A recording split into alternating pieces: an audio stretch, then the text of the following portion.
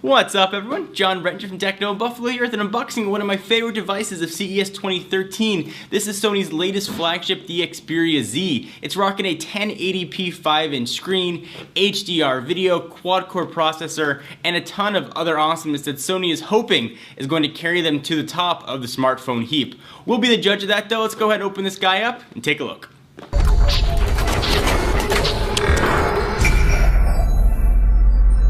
Alright, so here is the Sony Xperia Z in a pretty nondescript box. You got a picture of the device on the front with, kind of funnily enough, Walkman branding. Sony is still using that Walkman brand.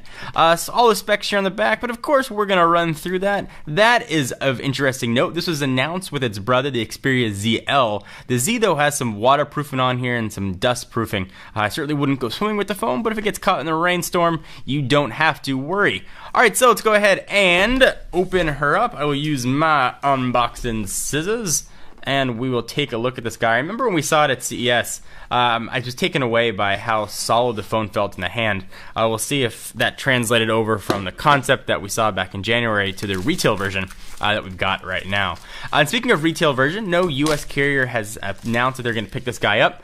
This was sent to us from our friends at Negri Electronics, so if you want to pick one of them up, link will be down below. It's where we get all of our unlocked phones from, and you guys should too.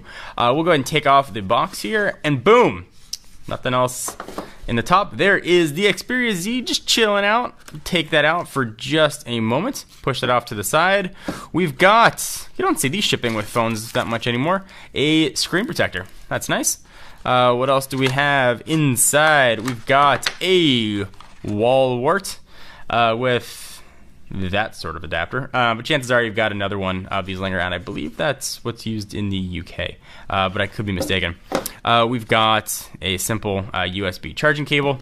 We've got some earbud adapters, which is nice to see those included, and some Sony branded headphones, also nice, and some startup guide stuff. Push all that goodness off to the side, and let's take a look right here at the phone.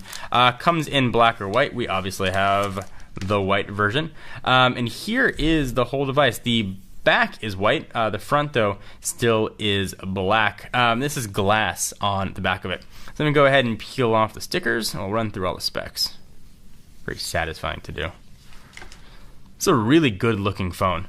And peel off the front, and let's see if it's got enough battery. There's no battery to put in because it is not user replaceable. We got a sort of a giant power button living right there on the side in the middle.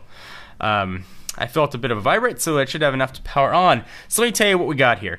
We are looking at a 5-inch screen, which is 1080p. That's 1920 by 1080, which gives it a crazy PPI of 441.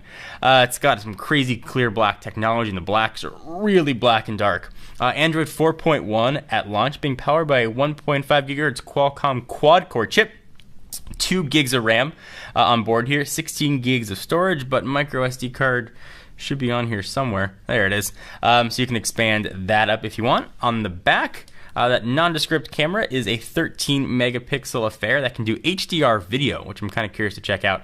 Noise canceling mics living right there. That little N letting you know it's got NFC on board, and of course LED flash. On the front, we've got a 2 megapixel camera living right next to the Sony logo. All the usual stuff you'd expect here. 802.11 A, B, G, and N. 2300 milliamp hour battery. Hopefully it'll power this long enough. And it weighs 146 grams or 5.15 ounces. All right, so let's take a quick look at the phone. Let's figure out how to unlock it. Swipe up or down to unlock. We don't have any more Timescape or Mediascape like Sony used to ship on their old Xperia devices. We've got a pretty eloquent interface here. Let me go ahead and get it set up. I'll come back in just a minute and show you what it looks like. Alright, so we got the guy all powered up, and it did boot up relatively quickly. One of the fastest boot ups I've seen actually for a new phone. Let's go ahead and start the tour, then we'll run through all of this business. On the left hand side, living under a flap is your micro SD card. We've got 2 connectors, presumably for external docking accessories. That will be coming soon. We've got a seam here almost where the screen is, and it's being powered by Sony's Bravia engine. Really nothing here on the bottom. We got some barcodes, and it looks like a little area for a lanyard in the corner.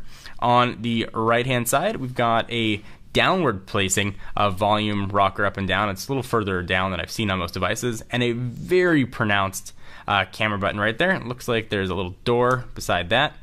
for where the SIM card is going to live, and that's where that guy is going to go. I'll close that up. Up top, underneath another little flap, we've got a 3.5mm headset jack. And you're probably saying, why are there so many flaps for all the connections?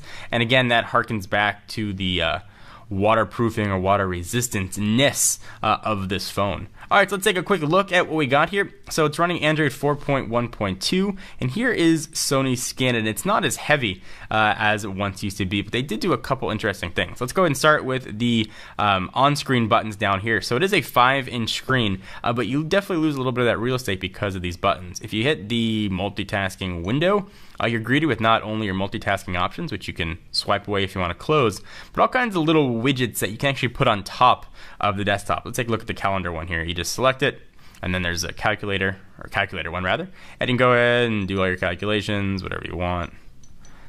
And you can do it on top of really anything you're at and close it when you're done. So a very handy way to access things. And there are a few here that'll work. You've got settings, notes, and some others.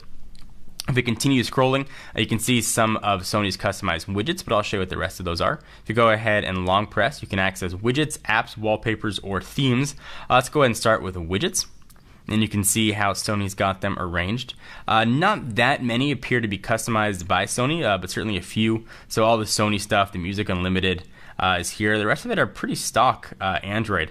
The Tools widget is kind of neat. You can scroll through the different options that you use the most, and pretty standard array of widgets. If we go back, you can jump right into apps, wallpapers, or themes. Themes is something unique. You can go ahead and pick sort of different styles that you like. HTC has something very similar, but it does work, and you can pick whatever mood you appear to be in. We've got it set for the default Xperia one here. Let's go ahead and jump into apps, and there's some fun stuff that can go on here. First, we have it selected for own order, which means you can reorder these any way you want, which is a little nice tweak. Otherwise, you can view them by alphabetical, most used, or recently installed. So that's handy. They're kind of letterboxed in, which is a bit weird. And you've got sort of the Sony ones that come shipped, Walkman, Album, Movies, and Sony Select. And Walkman's pretty much just going to take you to your music. I'll show you what that looks like right there. You can go ahead and jump back. That was a pre-selected music on here. We'll continue the tour. We've got sort of the general Android stuff that's on here, some Video Unlimited stuff that's default to Sony, some PlayStation stuff here as well, and then the rest of the sort of standard things that you see. Media Remote is kind of interesting, Social Life, and Play Memories and such are here. A few other tweaks that we see. If you pull this down, I've got sort of some nice looking shortcuts there. Go ahead and swipe that up. The screen here is very nice looking. It's a 1080p screen, similar to what we see on the Droid DNA. And speaking of the Droid DNA, let me go ahead and bring that guy in so you can see for comparison purposes. Both 5-inch screens with sort of different layouts. You can see what they look like side by side. Certainly the Xperia Z looks to be a little bit on the chubbier side, but it definitely has a great feel to it. The HTC build quad I think is outstanding, and I think Sony has done a very nice job of matching it here. So certainly a personal preference, whatever you prefer. Looking at the back of the devices, you've got the glass back versus sort of that matte soft touch finish. Both though bring a lot to the table and certainly are in direct comparison. This is hopefully going to be Sony's flagship device, at least the company is hoping, for the next year or so. They've had a hard time getting their flagship devices in the hands of US carriers. So they're, again, hopeful that the Xperia Z will be the first one that'll do that. Again, though, if you want to pick this guy up, you can pick it up from our friends at Negri Electronics. We'll be putting it through its paces, giving it a full review, and letting you know what we think about the Sony No More Ericsson Xperia Z. If anything you guys want to see, leave them in the comments down below. If you're interested in the phone or you like the video, please give us a thumbs up. We definitely appreciate it. Check us out at technobuffalo.com for the latest and greatest tech news. I'm John Rettinger. I'll see you in the next video.